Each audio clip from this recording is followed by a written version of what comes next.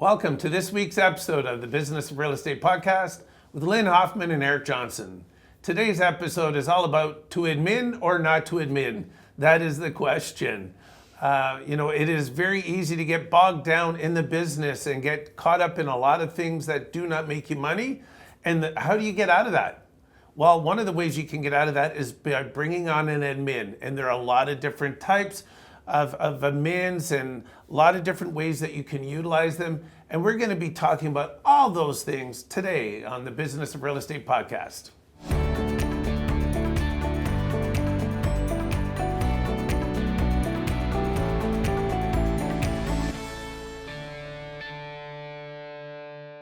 Welcome back to the Business of Real Estate Podcast, where we're talking about to admin or not to admin. That is the question, Lynn. That's a good question. Because it is, I know we both coach a lot of agents, and a lot of them get caught up in the busyness of the job, if you will, and stop focusing on the money-making opportunities. Right. And I know back in back when I did sales training, they talked about, that old sine curve was just that you get the business, I'm busy, and then I'm fulfilling it, and then, no, I got to start over again, and it's up and down. You get so caught up doing the paperwork, you get so caught up in the job. Yeah, in the job, and all these things is that you stop prospecting. You stop doing the things that actually make you money. And that's when the admin comes in, right? That's when an admin comes in. So to your point, if you're the team lead, you are the rainmaker of the team. Your job is to make it rain, get those leads, get those in there, and then action them into clients, buyers and sellers, and then action that. And you should not be doing $30 an hour jobs. You really shouldn't be. You should be farming those jobs out to somebody else. But then the question is, as we were just discussing before we came on here, what am I getting them to do all day? Because unfortunately, a lot of us, and I'm going to say us, are control freaks. And we don't think anybody can do it better than us. And so we're a little reluctant to delegate and pass that work over. So when do you need an admin? At what dollar value you're earning at GIC? Do you need an admin? What's her day or his day going to look like? What are they going to be utilized for? And how are you going to stand back, get out of their way, and let them do what they do so you can go what you do best, which is selling and buying houses for your clients. Yep. So that's where my brain goes to with this. Well, and I want to say look, you could be an individual agent. I know Lynn said, if you're the team lead, but if you're an individual agent, you should be thinking about bringing on an admin. To me, that is always the first person you bring on to a business is the admin, not another agent. No, 100% the admin. But I see a lot of people that bring on an agent to help them out, but you could have brought on an admin. You can't handle all the people you have or all the leads you have because you're tied up doing all non-selling activities. 100%. The first person you hire as an individual is an admin. For sure. And that's where your my team feeling starts. is when you get to 36 deals, somewhere between 30 and 36 deals, active transactions, you're getting to a point where you're going to need some help with that.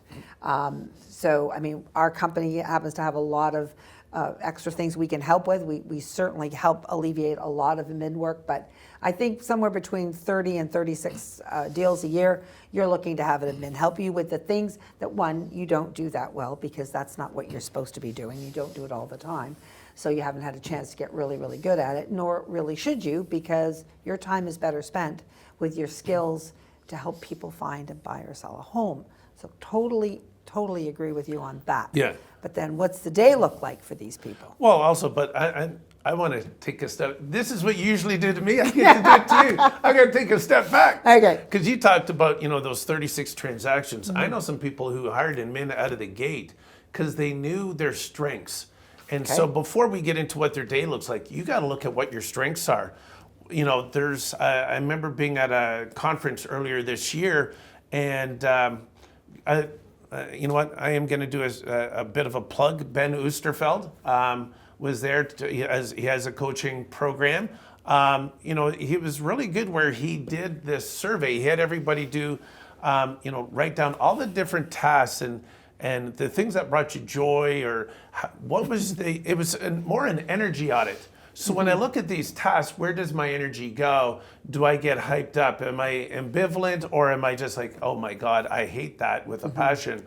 And so having that energy audit, I love that idea that Ben brought out.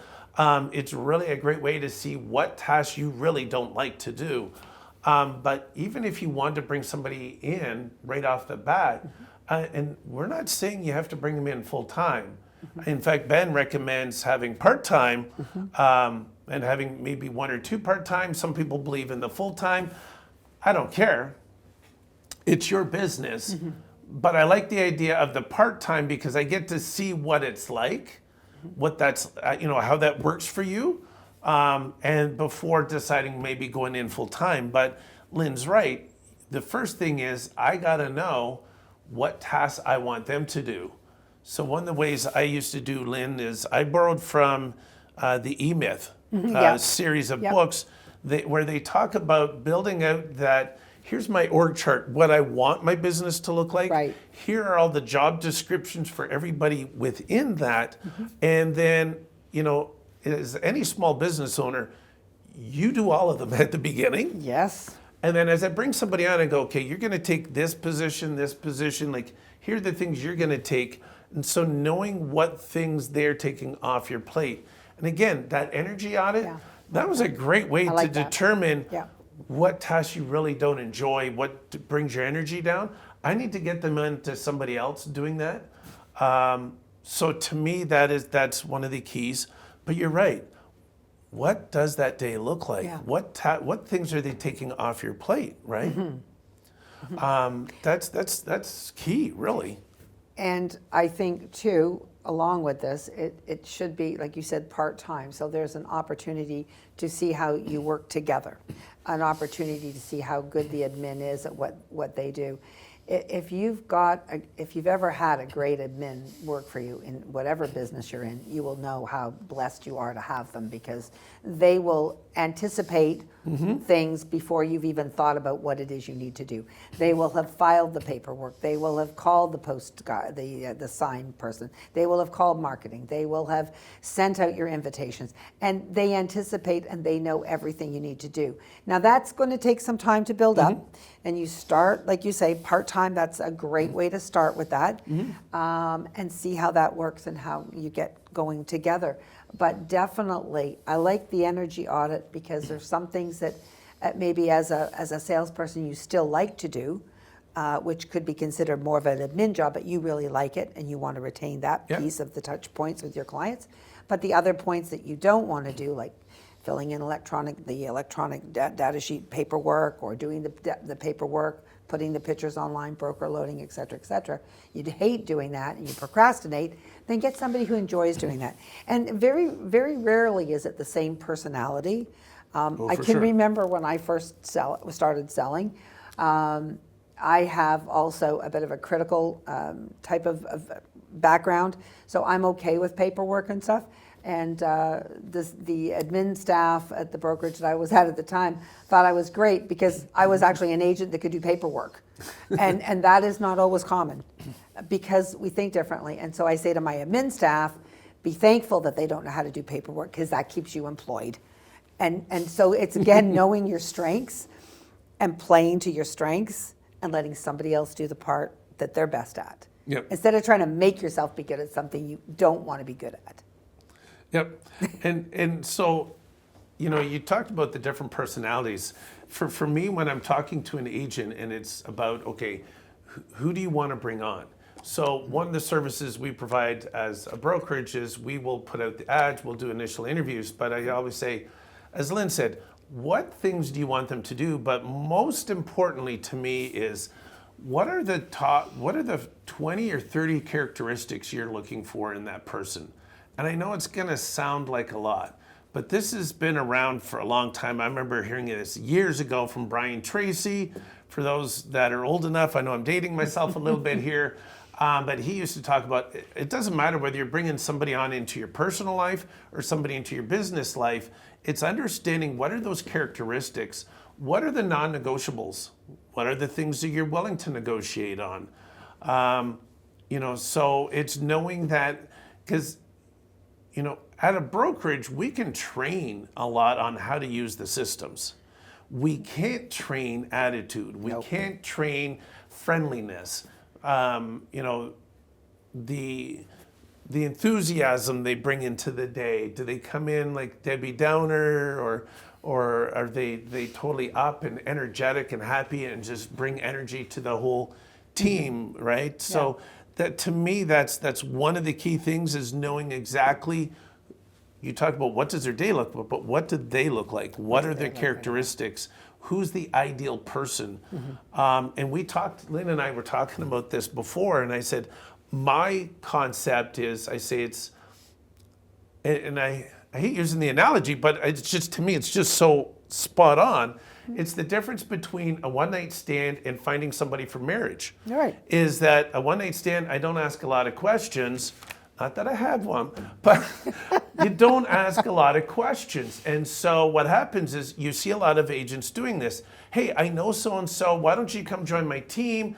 And so they bring them onto the team. They ask a few cursory questions. Let's face it, people know how to interview nowadays. There's so many videos, so many channels out there that help them prepare, that they can go through a single interview, pass it with flying colors, you bring them on, and then it's like, oh my God, a little while later, I hate firing people.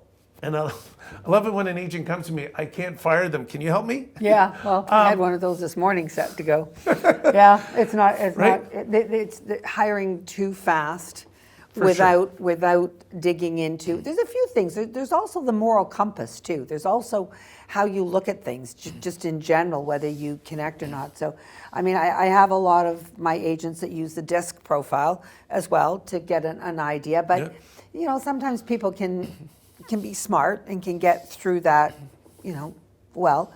But what they can't get through is doing a trial run with somebody, like bringing them on either part-time or bringing them on. I call it living with them before you get married.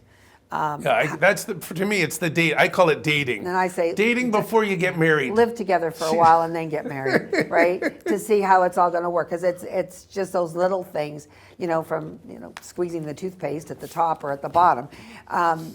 Those little things when you're working in such a high-stressed environment. Yep. Those little things are the things that are going to drive you the nuttiest if you're not able to work with that person. So.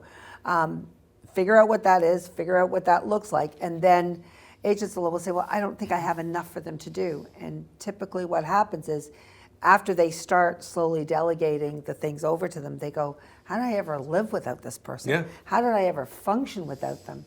And they didn't well. They were probably going crazy a lot and missing a lot of opportunities to buy or sell a home because they were too busy working on the job of their business. And that's the paperwork. And we use an analogy, I've used this a lot, that your job ticks and clicks away at you. It ticks like a clock. Get this done, get this done, get this done, get this done. But your sales and marketing, your meeting people, your client events, that's dead silent. It says nothing to you. So you tend to work harder on the things that have a time frame. And those are the kinds of things that an administrator should be taking care of for you. So just a matter of figuring that out and what you like. Yep. And as you said, we have at this brokerage the ability to help people hire these, and we do some of the vetting for them, and we also do some of the training for them. Yep. So that's a huge burden off of a salesperson, because salespersons do not normally want to be managers of people. And when you have an admin, you become a manager of a person. Yep. And it's having those expectations. There's a whole lot of things that go into this. Like for me, if I look at from beginning through, is so that an initial piece is, okay, I'm thinking of somebody, I got to determine who I want, so that's the characteristics. Now, what are the tasks that I want them to do? What's their day going to look like? So I got to know everything about that, so that when I do talk to somebody, I need to be able to express that. Now what happens is, as I said, I look at it more like dating, so that you just don't have one meeting. You have multiple meetings, and maybe they bring something at each meeting. You give them some homework. They got to come back. Did they perform the task? Did they do it, the way that you expected it, or in a quality? So this is the dating aspect where I get to know them, and then it's before I bring them on, I want to have a contract. So I'm going to, I know a lot of people bring people on, it's just, handshake, word of mouth. But here's the thing, I don't care whether it's an agent or an admin, but today we're talking admins. And that is what you got to lay out clearly. What are the expectations? What can they expect from you? And what do you expect from them? Right. Because it's not just a one-way street. You need to provide them with things. Lynn mentioned training. Maybe you're going to train them on some things. You got to train them the way you do your business. Right. They got to use your CRM. So it's having that contract that lays everything out very clearly.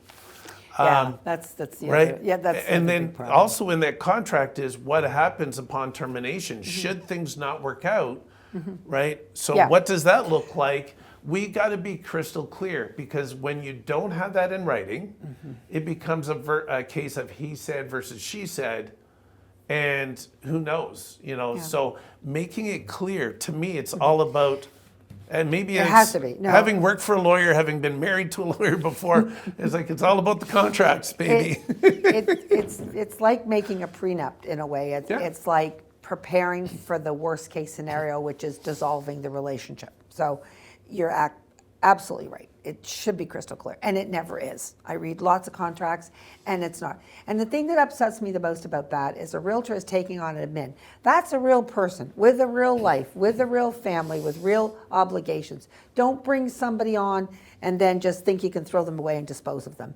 You're making a relationship. You're going into a contract. Adhere to your contract. Be serious about it when you write it. Make sure everybody is clear on expectations. What happens if I do this, and what happens if I do this? And then good admins are not inexpensive, and I do believe they earn every dollar they make, but they're not inexpensive. So it is sometimes a rather large financial obligation that you're making to someone. You have to think about whether you are ready to stand that wave if business goes up or business goes down. Are you in it with a long haul with them? Are you going to make sure that they're taken care of, and you're not just going to fire them or let them go the day that the market downturns for a month? Okay, you really have to think about them and their family and what you're committed to with that. I love that part, by the way. I love that. No, what you're just saying, they are real human beings. They're human beings, and honestly, I get asked all the time to sit in on the dismissal of admins. And it's because contracts aren't done properly, expectations aren't done properly. And I would say if you find a good one, they are worth everything. And I would figure out a way, and we've got lots of people in our brokerage that can help you do this, figure out a way to compensate them for that effort and that hard work. Because then they'll be like, you shouldn't be in the office today. You might want to get out and talk to so-and-so.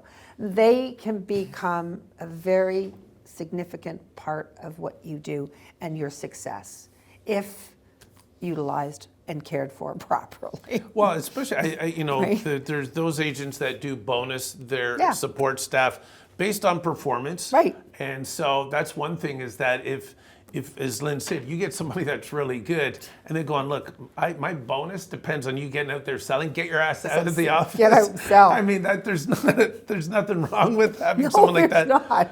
I want to touch on something else, because Lynn, you brought this up and you mentioned DISC, Yeah. the DISC profiles. There's a lot of different programs and apps out there. Yep. DISC and all the other personality ones, they're great. Another one that I came across that I really like is the Kolbe Index, Kolbe. And Kolbe Index, DISC can change over time. We can change a bit of our personality. The numbers will fluctuate. With Kolbe, typically they do not fluctuate. Kolbe, basically when it started out, the founder was actually in a rear-ended. They were sitting in the back seat and had to learn how to walk and talk again. One of the things she found was that the style, the way that she learned, the way that she approached things never really changed in terms of the task. And so what Kolbe does is, what I like about it is, again, it rarely changes over time, but it'll tell you whether that person is a starter. Are they somebody who can come in and start projects? Are they a finisher? Are they a good combination of both? Yeah. Because it's great to have somebody who can get things started, but if they never finish the task or never finish the project, you got a lot of things hanging there. So when you are, especially if you're bringing in multiple people, something like the Kolbe index can be really good on that admin staff to make sure that that team, like that, you don't want people that are all starters and nobody's a finisher. No. Or vice versa, Right. because nothing gets started. But I mean, when it does, it gets done. Yeah. But you want that good mix.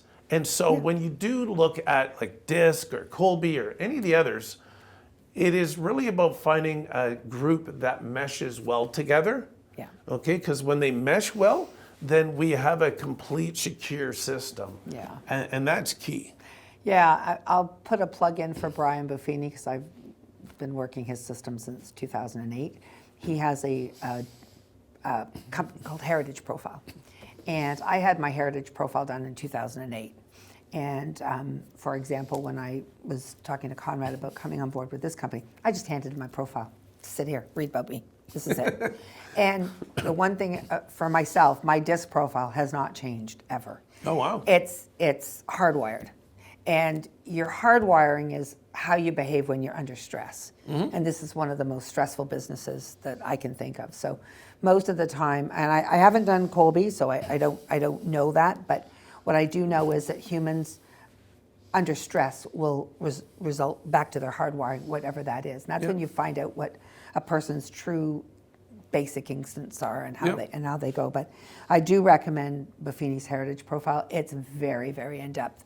It also teaches, if somebody reads it, they will know how to talk to me, how I take in information. Yep. So quite often, and then I also have learned how I have to speak to somebody else because I'm a very bottom line, let's get it over with. Don't need all that other nonsense in there. But I have to adapt to that. And those are your learned behaviors that you can change and develop as you go along. But when you're talking about core, man, it goes right to your hardwiring, what you're like under stress. Yep. I just read an article this morning in the Google feed about eight ways that a person shows their true colors when they're under stress. And it's true. And when you're working in a team environment, for example, I agree with Eric. It's very important that every person on the team knows how they're functioning. Some people are solo people. Some people work very well on their own, but they are not good as a team in a team environment. They don't play well with everybody on the team. So you've got to be careful for those things. You know, sure. you've often seen it, the one-woman office or the one-man office where everything runs around that person. No matter who comes in, that person does not share and does not nurture and help another person come along. Well, in our environment, we need people to nurture and let people come along the system to get the best out of everybody. So the personality type is really important. I recommend you do that for yourself and for anybody you potentially want to hire, because I do think it makes a difference. Oh, it does. No, it definitely does. It is about making sure.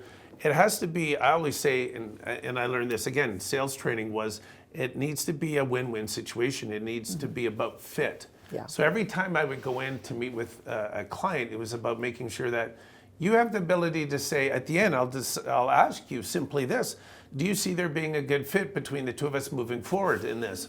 And you get the ability, that other person gets the ability to say, yes, there's a fit, and I get to say whether there's a fit. So it's making sure that we do get along and work well together. And that's when you start dating, to make sure that they just haven't learned to say the right things in the meeting. That's right. And it's so true. It's again, I go back to a lot of people just, find somebody very quick, or, what can also be hurtful or harmful is when you bring on a friend, somebody you know, without doing enough due diligence beforehand. I know you know them, but do you know how they work? And this is where, for a lot of people, they develop relationships. So if they don't have a system for onboarding, whether it's an admin or a team member, and they don't have an onboarding procedure, they don't have an offboarding. And so for me, it's about having that checklist. So one of the things we talk a lot about is creating a 30, 60, 90-day process. So I learned this from Workman Success Systems. a great program for admins. But one of the things is, that first 30 days is about that person getting to know your systems. And so having that checklist of here's the things I need you to do. Maybe they shadow you on a couple of appointments. They meet with the lawyer, they meet with the mortgage lender to see what they need from the whole process. Yeah. And it's them just getting to learn the CRM, getting to learn which back office system are you using. There's a lot of different ones out there depending on what your brokerage uses.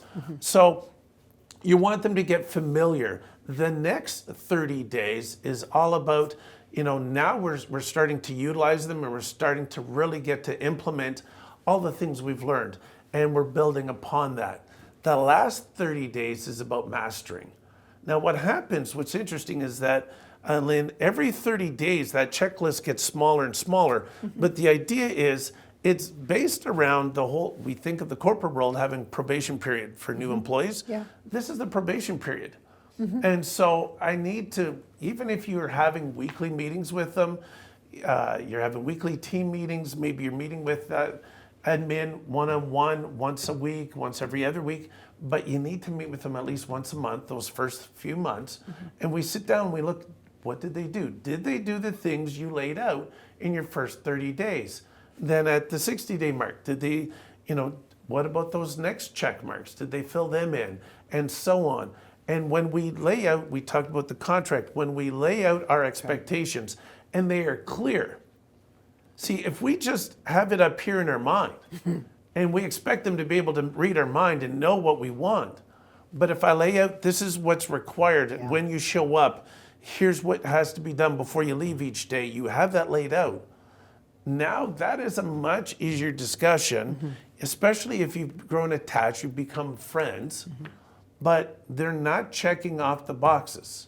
So if they're not checking them off, unfortunately, I need somebody who can check off these boxes, and you're not able to do it. We've talked about it. Now, they'll know. They'll say, look, I can't do those things. You want me to do this, this, and this? I can't do that.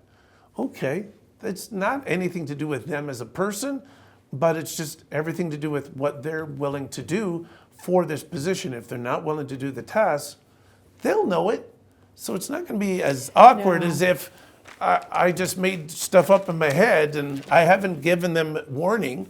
It's only hard when the admin person thinks they're meeting the tasks that have been set out. Exactly. And there's no clarity to what those tasks are supposed to be. And again, I'm going to go back, and this is no disrespect to my wonderful agents, but salespeople are not wired necessarily. Some are not wired to be people managers. They don't like it. They don't like the confrontation. They don't like to hurt people's feelings. It's just built in their DNA sometimes that they don't like this part. So it's even more important that if you make a contract, it says you will get a review 30 days, you will get a review 60 days, you'll get a review 90 days. This is what I need you to be active and accomplished in, and we're going to help you. We're going to have our people help train you in our systems, and I'm going to train you in my systems. But it just needs to be spelt out so that the admin will know and understand themselves, like you're saying, if they're not meeting those criteria. They'll know it already. But if there's nothing laid out, they won't know. And then you'll have an agent that's like, well, I really want to get rid of them, but I don't know how to do it. And you haven't laid any guidelines out. You haven't helped that person. And this is what I mean, like you're playing with someone's future. You're hiring someone who's looking for a job and looking to be gainfully employed. It is really on you to make sure they understand what they need to do to stay gainfully employed with you, right? Yep. I can't say that enough because admins are a critical part of a successful agent's day. Yeah, and like you said earlier, the agents, it's always, I know every time I have a conversation, well, I don't know that I'm making enough, and please. And then I'll have somebody, they'll talk to a friend and said, they told me they should have hired them way long before because they didn't realize what I was missing out on. Exactly. And I get it can be tough to think about, man, I'm bringing somebody on, I'm paying them let's say, there's a responsibility. Just to interrupt. There's a responsibility. If I hire an admin, there is a level of responsibility that one feels to making that sure. money materialize to pay that admin and feed the family. month after month, and there's other fees. Yep. Sometimes a person may go, I don't want that responsibility. I don't feel comfortable. I'm not sure I can do it. And if they have any self-doubts, then that's maybe not the time to hire somebody. You need to think long-term. Am I able to keep this up? Yep. And some people do have that self-doubt, but I also look at it and say, think about this. Let's say like in Ontario, I would say probably the average to start at an admin is anywhere between $18 and $22 an hour. That's probably average what we see. But let's say $20 an hour, and I did 40 hours a week. That's $800 a week, $3,200 a month. I'm not saying that's I think you're a little light. well, if you were paying $20 again to start, somebody to start who's brand new. Oh, well. Somebody who's brand new. If we have somebody experienced, they're going to get paid more. And so you're probably looking anywhere from 40 to 60,000, somewhere in there. But I'm just saying, if I gave you an extra 40 hours a week to focus on selling, 40 hours a week, could you bring in one extra deal a month? Should be able to. Right? 40 hours a week. So what I would say is the commission from that one deal pays for how many months worth of that person's salary, right? If done properly. If done properly. If you bring them on and you say, you know what, I'm just going to go screw off and do something or go pick up my laundry, pick up my kids from school, it depends how you do utilize. non-sales activities, yes. It depends how you utilize your own time, and it depends how you utilize their time. Because the only reason for having an admin is to take away from you those things that you're probably not as good at, and to allow you the time to spend time face-to-face with clients, potential clients. Yep. That's the only reason. No, for sure. And that's what I'm trying to say is that, when you bring somebody on, if I put that time back in to sales making activities, I can do a lot more business. You can. And so the reason you can't, people get to that plateau and they go, I can't get past that, and I'm worried, and go, but here's the thing, by bringing somebody on, even if you gave half the time, so if you took half the time you gained, put that into your family, the other half you put back into your business, trust me, you will get more business. Yeah. And you make more calls, you have more conversations, you will do more business. So the admin is critical to you taking that next step and getting past to that next level, to take your business where, by all means, where it can definitely go, where you have the potential.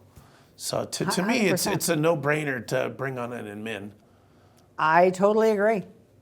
So it's just a question of what is that level? That's different for everybody. Yeah. It could be making $100,000. It could be, for some people, it's right out of the gate. They'll do it. If they have the money saved up. It could be at $100,000. It could be at so many transactions. We're not here to say there's one set system. There's not. All of you are different. All of you have different tolerances for stress and paying money out at the beginning, and okay, when am I going to see that payback? Everybody's a little different, but there's nothing wrong with saying, hey, I'm going to start with maybe 10 hours a week and then build up. You can go, we talked a little bit beforehand about virtual assistants. The only thing I would say about virtual assistants, there's a lot of great companies out there. You want to make sure what are they taking on? If they're having any communication with clients, a lot of the virtual assistant companies are overseas. So what's the language? Is it a strong accent? Do people understand them clearly? What is their role? You just want to have that really locked down and do a lot of due diligence with those. But regardless, you're going to do due diligence with any admin. Yeah, but I would also say for our agents to lean into us to help train your admin in our company systems Yep. And you help with your systems because that's going to help you get where you need to go faster. Most agents do not know all of the systems that we have even, and are not, it's not their forte, let's put it that way. So it does help a lot if we help in that process of training them. And we have many different avenues and many different tools, including real-time videos, tutorials, all sorts of things to help with that. But spend a little bit more time in the process, understand what you really want and where you see it would help you, and then you have to figure out a plan to make sure that you can afford it and you can sustain it for them through the good and the bad, and think about a bonus plan or some sort of a reward plan for them. Incentivizes them to do more. Incentivize, absolutely, absolutely. And I think you could be on a path to helping your business and your private life as well. Yep. And if, we talk about, our brokerage, what we know in terms of, but talk to your brokerage. If you're not with RE/MAX Escarpment or RE/MAX Niagara, talk to your brokerage and see what kind of training they're willing to provide for your admins. It's important that they do get some sort of training. But again, just to wrap things up here, Lynn, we talked about it is important to have that admin. It's important to be clear on who we're looking for, the type of person we're looking for, what are their duties going to entail, what does their day look like. Let's either date, move in, whatever you want to system you want to call it. Move in, and then contract. But do your due diligence and just don't meet with somebody once. Have a clear contract, expectations are clearly laid out. Have that a great onboarding process. If you want to use the 30, 60, 90 day, you can do that. You can do any other type of system you want, but it's just about having that system in place to onboard a new admin, to then know, so they know exactly what they need to do during their day. And then the last part is if things don't work out, what does that look like? What's the exit strategy? What's the offboarding program look like? So, anything to add to that? I still want to ask them to do their own energy audit. There you go. I like that. Do your own energy audit. Do your energy audit. And that'll set you on the right path. There we go. So thank you again for joining us this week on the Business of Real Estate podcast with Lynn, Hoffman, Eric Johnson. We love the fact that you guys are following us and watching every week. Please like and subscribe as usual. And we thank you so much, and we'll see you next week on the Business of Real Estate podcast.